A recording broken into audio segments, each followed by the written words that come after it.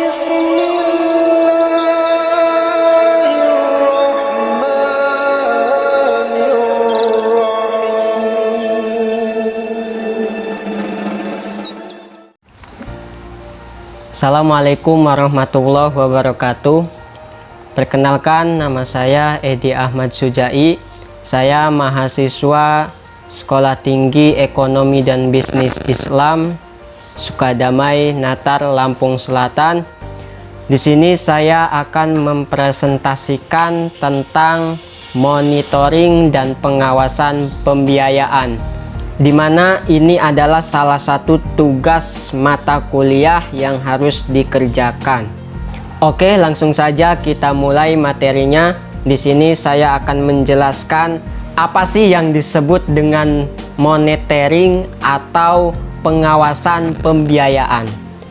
Jadi, monitoring adalah dapat diartikan sebagai alat yang dipergunakan untuk melakukan pemantauan pembiayaan agar dapat diketahui sedini mungkin deviasi yang terjadi yang akan membawa akibat turunnya mutu pembiayaan. Dengan ini dimungkinkan mengambil langkah-langkah untuk tidak timbul kerugian. Adapun pengawasan pembiayaan dapat diartikan sebagai salah satu fungsi manajemen yang berupaya untuk menjaga dan mengamankan pembiayaan itu sebagai kekayaan, dan dapat mengetahui primes of lending serta asumsi-asumsi sebagai dasar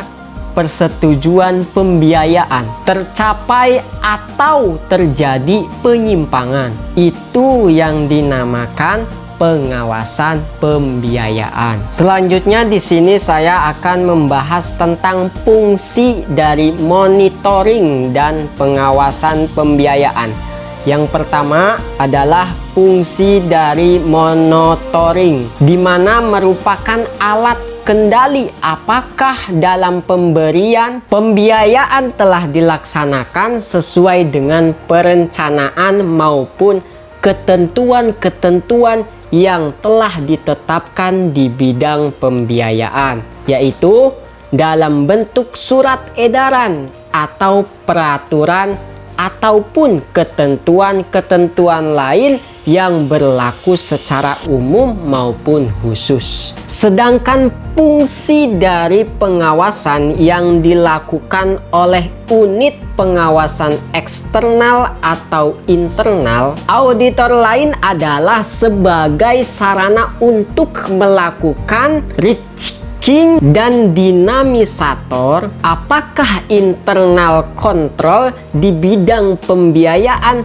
telah berjalan dengan semestinya. Oke, lanjut ke pembahasan selanjutnya, yaitu tentang tujuan dari pengawasan pembiayaan. Tujuan pembiayaan berdasarkan prinsip syariah adalah untuk meningkatkan kesempatan kerja dan kesejahteraan ekonomi sesuai dengan nilai-nilai Islam.